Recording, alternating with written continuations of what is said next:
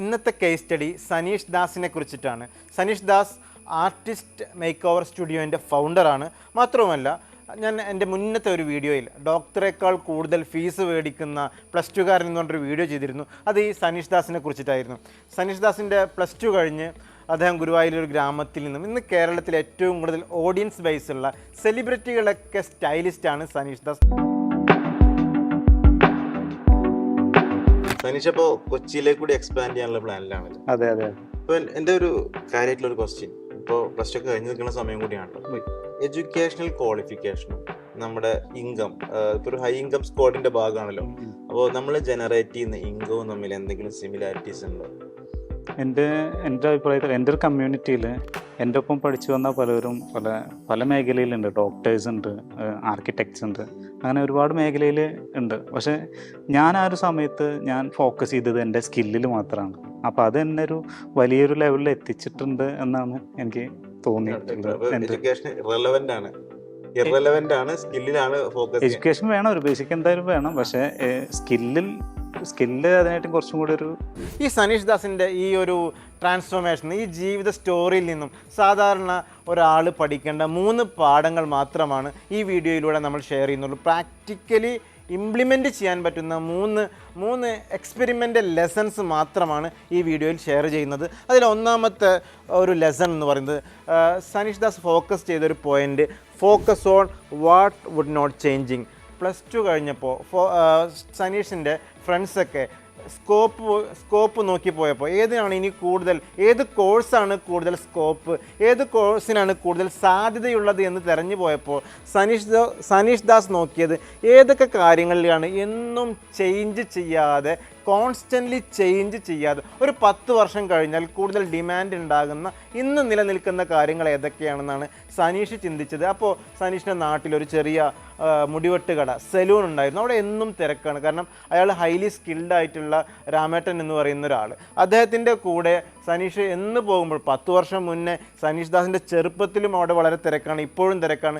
സനീഷ് വിചാരിച്ചപ്പോൾ ഒരു 10 വർഷം കഴിഞ്ഞാലും അവിടെ തിരക്കുണ്ടായിരിക്കുമെന്ന് സനീഷിന് അത് ഊഹിക്കാൻ പറ്റി. കാരണം അതെന്നും ഡിമാൻഡുള്ള, ചേഞ്ച് ചെയ്യാത്തൊരു മേഖലയാണെന്ന് സനീഷ് മനസ്സിലാക്കുന്നു. അങ്ങനെ സനീഷിൻ്റെ ഫീൽഡല്ല അത്, സനീഷിൻ്റെ ഫാമിലിയിലോ സനീഷിൻ്റെ ഫാദേഴ്സോ ഗ്രാൻഡ് ഫാദറോ ആരുമില്ല. എന്നിട്ടും സനീഷ് ആ ഫീൽഡിലേക്ക് വന്നു. ഒരൊറ്റ കാര്യം സനീഷ് നോക്കിയത്, ഒരൊറ്റ കേസാണ്, what would not changing. Constant ആയിട്ട് എന്നും ഡിമാൻഡുള്ള ഒരു മേഖല സനീഷ് കണ്ടെത്തി എന്നുള്ളതാണ് സനീഷിൻ്റെ ആദ്യ ലെസൺ. ഇത് സനീഷ് മാത്രമല്ല കേട്ടോ, വലിയ കമ്പനികളായ ടയോട്ട ചേഞ്ചിൻ്റെ പിന്നാലെ പോകുന്ന കമ്പനിയല്ല. അവരെപ്പോഴും ഫോക്കസ് ചെയ്യുന്നത് 3 കാര്യങ്ങളാണ്: റിലയബിലിറ്റി, അഫോർഡബിലിറ്റി, ക്വാളിറ്റി. മനുഷ്യനുള്ളിടത്തോളം കാലം റിലയബിലിറ്റിക്ക് ഡിമാൻഡുണ്ട്, അഫോർഡബിലിറ്റിക്ക് ഡിമാൻഡുണ്ട്, ക്വാളിറ്റിക്ക് ഡിമാൻഡുണ്ട്. ഇനി ആമസോണോ, എല്ലാവരും പറയുന്നത് ന്യൂ ജനറേഷൻ കമ്പനിയാണ്. ആമസോൺ ഫോക്കസ് ചെയ്യുന്നത് 3 കാര്യങ്ങളാണ്. ഒന്ന് free shipping, great selection, affordability. ഈ 3 കാര്യങ്ങളാണ് ആമസോണിൻ്റെ മുഖമുദ്ര.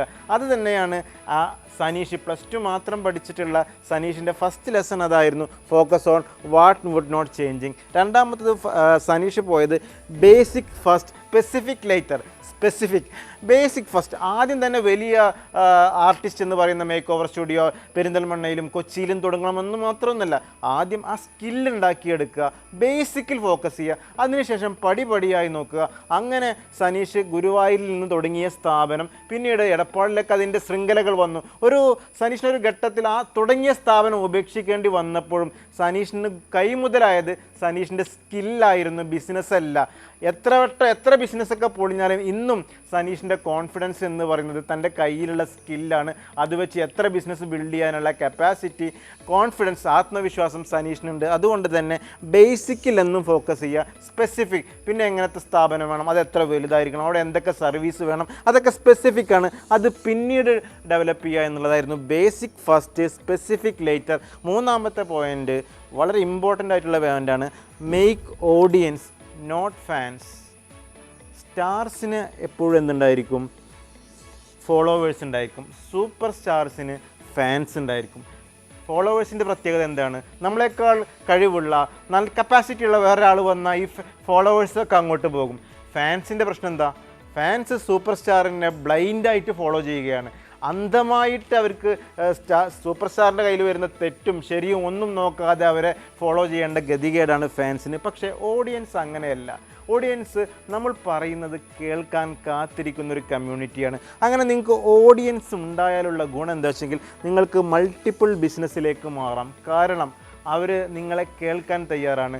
സനീഷ് ദാസിന് ഓഡിയൻസ് ഉണ്ടായത് കൊണ്ട് തന്നെ മേക്ക് ഓവർ സ്റ്റുഡിയോ മാത്രമല്ല ഫാഷൻ രംഗത്തേക്ക് കൂടി സനീഷ് ദാസ് കടക്കുകയാണ്. കാരണം സനീഷിൻ്റെ കയ്യിൽ അയാളെ കേൾക്കാൻ ആഗ്രഹിക്കുന്ന, അയാളൊരു പ്രൊഡക്റ്റ് കൊണ്ടാൽ അത് നന്നായിരിക്കുമെന്ന് ഉറപ്പുള്ള ഒരുപാട് കസ്റ്റമർ ബേസ് ഉണ്ട്. അതുകൊണ്ട് തന്നെ അവർക്ക് വേണ്ടിയുള്ള പുതിയ പുതിയ പ്രൊഡക്റ്റുകൾ ഇൻട്രൊഡ്യൂസ് ചെയ്യാനും കൂടി സനീഷ് ദാസിന് കഴിഞ്ഞു. സോ സനീഷ് ദാസ് എന്ന ഒരു +2കാരൻ ഈ ചെറുപ്രായത്തിൽ കൊണ്ട് തന്നെ കേരളത്തിൽ ഒരു ഹയസ്റ്റ് പേയിങ് ആയിട്ടുള്ള ഒരു സ്കിൽഡ് മാനായി മാറാൻ, കൂടുതൽ ഓഡിയൻസ് ബേസ് ഉള്ള ആളായി മാറാൻ 3 ലെസൺസാണ് അദ്ദേഹത്തിൻ്റെ ജീവിതത്തിലും നമ്മൾ പഠിക്കേണ്ടത്. ഒന്നാമത്തത് എന്നും ഡിമാൻഡുള്ള കാര്യങ്ങളിൽ ഫോക്കസ് ചെയ്യുക. 2 ബേസിക് ഫസ്റ്റ്, പെർഫെക്ഷൻ അല്ല, തുടങ്ങുക, ചെറുതായി തുടങ്ങുക. മൂന്നാമത്തത് ഫാൻസിനെയോ ഫോളോവേഴ്സിനെയോ ഉണ്ടാക്കുന്നതിന് പകരം ഓഡിയൻസിനെ സൃഷ്ടിക്കുക. Thank you.